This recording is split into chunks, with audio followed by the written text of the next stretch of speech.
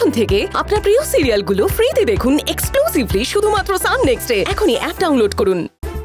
আমার তোমার সঙ্গে কিছু কথা আছে। বলুন না স্যার। সামনাসামনি কথা বলতে হবে, এক্ষুনি। এক্ষুনি? হ্যাঁ, এক্ষুনি। বিয়ের ব্যাপারে তুমি বেরিয়ে এসো।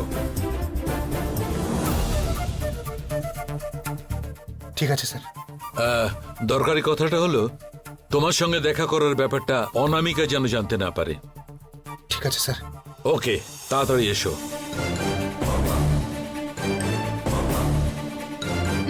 কে ফোন করেছে গো?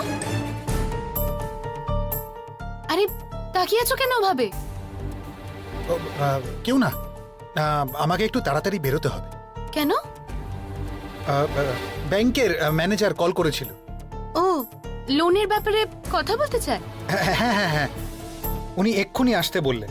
আমি গিয়ে দেখা করেই আসছি। ঠিক আছে, তাড়াতাড়ি এসো, না হলে আমি বোর হয়ে যাব। বোর লাগবে? হ্যাঁ, রোকে ছাড়া রিয়ার ভীষণ একা লাগে।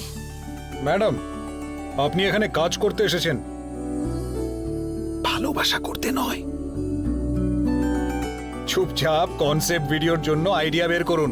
কাজের কাজ না করে রোয়ের সাথে ভালোবাসার কথা বলে বেড়াচ্ছেন। এটা যদি বস জানতে পারে, পুরো শেষ করে দেবে।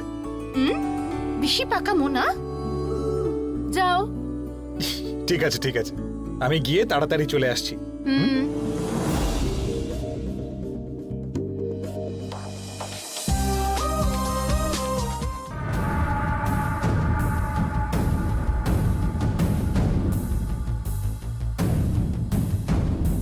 কি হয়েছে বস? হ্যাঁ,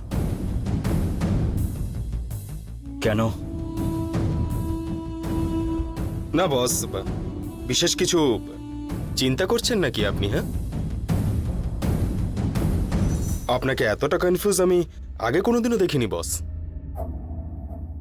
এই কনফিউশনের কারণটা কি অনামিকা বস?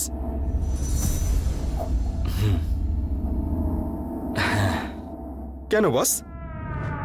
জানি না অশোক, আমার ধারণা অনুযায়ী এতক্ষণে সব সেট হয়ে যাওয়া উচিত ছিল। কোথাও একটা মিস হচ্ছে, তাই আমার একটু কনফিউজিং লাগছে।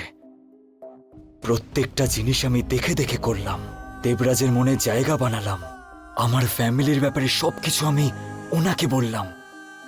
আমার হিসেব যদি ঠিক হতো, দেবরাজ আমাদের বিয়ের ব্যাপারে আমার বাড়িতে কথা বলতো। ঠিক আছে বস, উনি কথা বলেননি তো কি হয়েছে? আপনি তো আপনার মাকে দিয়ে অ্যাপ্রোচ করাতেই পারেন। আমাকে তুই আইডিয়া দিচ্ছিস অশোক? বাবা, আমি ওটাও আমি করে নিয়েছি। তাই নাকি? হ্যাঁ, মা কথা বলেছিল।